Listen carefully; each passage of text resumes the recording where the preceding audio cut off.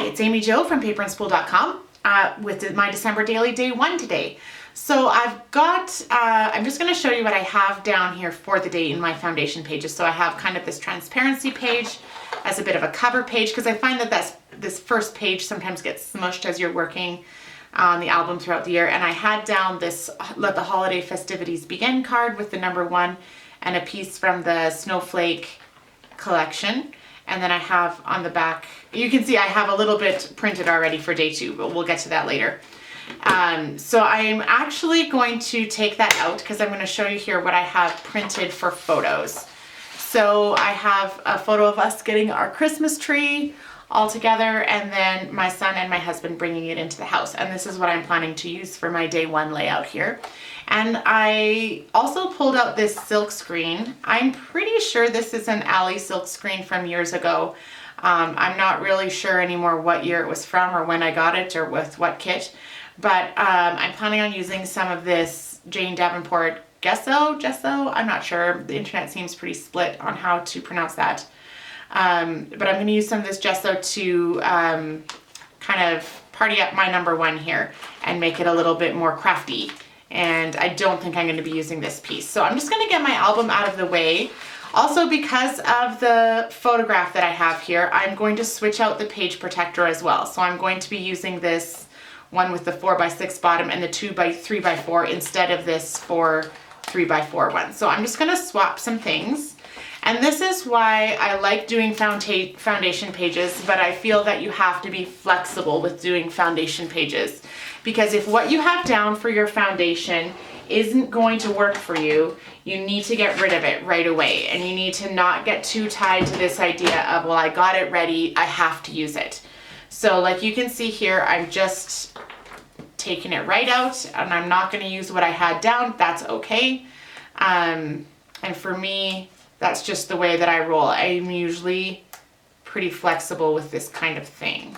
If you're not as flexible, then you might want to consider taking a bit of a different approach. Now, I wanted to get big, bright, white stars on here. And I'll just show you, because sometimes I think people see my stuff in my videos and they think, oh, wow, she has it all together. I really don't. So I want to make you feel better. And I tried like 5 different ways of getting bright white stars on this number 9 before I found a way that I think will work for me. So I tested out some ideas. I had some, like over here, there's some ideas that you can't even see. They're so faint. And this is the one that ended up working. So this is what I'm gonna go with. And I've just put it down here and I put a piece of paper underneath it because it doesn't stick to the cork itself, the silk screen. So I put it on some paper so that I can kind of stick it down and get it in one spot. And then I'm going to do it twice. So I'm going to use my heat gun to set the first one so that I don't mess it up with the second one. And I'm just going to I have this little, I don't know if you can see this very well. I'll just put my hand behind it there. This came with my StazOn white ink pad because for some reason the one that I bought had like a little re-inker with it and you could just add the ink on and kind of smoosh it around the ink pad. But it's really great for doing silk screens on something small like this. If you're doing it on something bigger and flatter, you should use like an old gift card or something like that. But this is going to work really well for the size of piece that I have here. So you don't need much when you're doing this, but you do want to make sure that it fills the area that you have. So I'll just keep it handy in case I need some more here. I'm just going to kind of smoosh it around. And I kind of liked it with a little bit of a textured look on top. So I'm not going to worry too much about smoothing it exactly straight on top. Whereas you could do that if you were doing like on a piece of cardstock or something like that. You could smoosh it really nice and straight and have a good clean top. But I'm actually going to on purpose get some texture in here and hope that it stays when I lift this silk screen off. So then I'm just going to lift this and I ended up with a really great, you know what? I'm going to be a bit of a daredevil. I'm just going to try to go right in for round number 2 on the bottom half here and hope that I haven't left too much of a space so that it looks like too awkward or something like that in the middle. If it does, I can maybe just put some washi or some ribbon around it. So I'm going to spread that out again, being careful not to go over the side. I have definitely done that on a silk screen before and regretted it. So again, I'm going to try and get it a little bit textury. Those of you who follow me regularly know that I'm not usually this like mixed media-y. But December Daily is always one of those projects that kind of calls for it, in my opinion. Usually has a higher level of craftiness than some of my other things. So there, I've got my white stars on my number, and I'm just going to use my heat gun to set that quickly and hope that it doesn't smudge when I try to put it into the page protector. So I'm going to set it aside so let it dry a little bit, and then I'll heat gun it and see if I can get it totally set. Just a little bit of a PSA, always wash your silk screens right away, because if you don't, you will never get them clean. So I just ran that under warm water to get it clean, and then put it back on the thing and you'll be able to use it again another time. All right, so I've got that set aside. I just kind of hit it with my heat gun for a couple of seconds. You don't want to get too close with the cork, although the cork is a pretty good insulator. But I just didn't want anything to start curving or anything like that, so I've done that, and I'm just going to cut out my photos here. Oh, 6 is over there.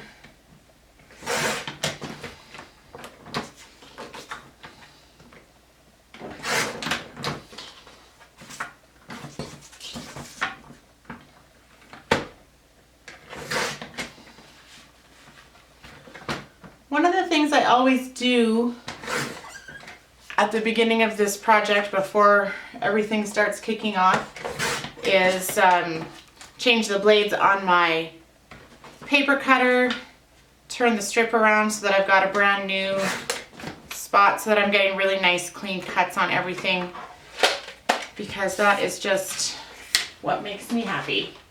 Good, okay, so I'm gonna pull these over into the new page protector.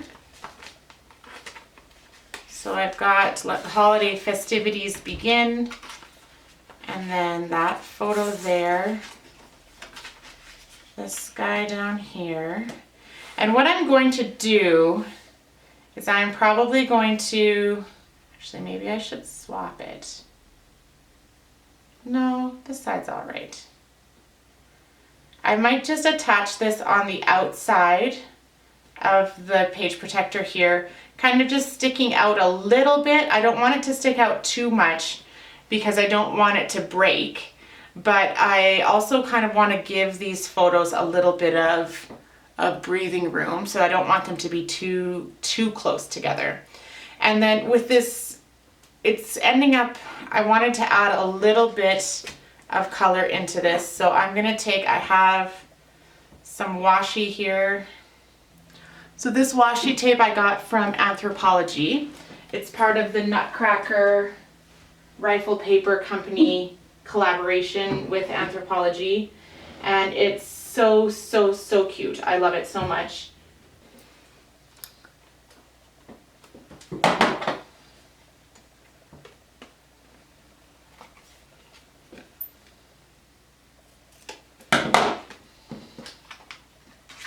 So just to add a little bit of color up on the top there. And then I'm also going to bring in this piece here, this Bring On the Twinkle, and I'm going to put that right in the center of the number 1.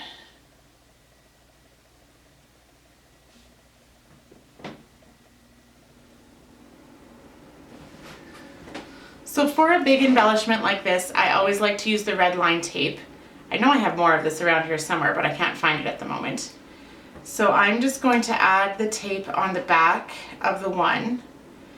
And I'm not going to do the top little bit right now because I want to be able to get something in on the back of this page protector. So I'm only going to attach the bottom half so that I can still slip something in for the back half of the 4x6.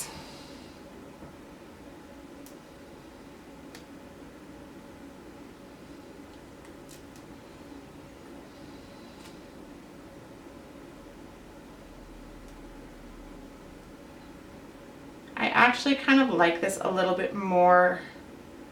I thought I was going to do it off to the side there, and I like it a little bit more centered with the star on it. And one thing I'm going to do here too, just to bring that idea of the color down onto the bottom half of the spread, so I'm just going to washi this as well, so that it also has that pattern. So there I have my first little day, and I'm going to pop that back inside here.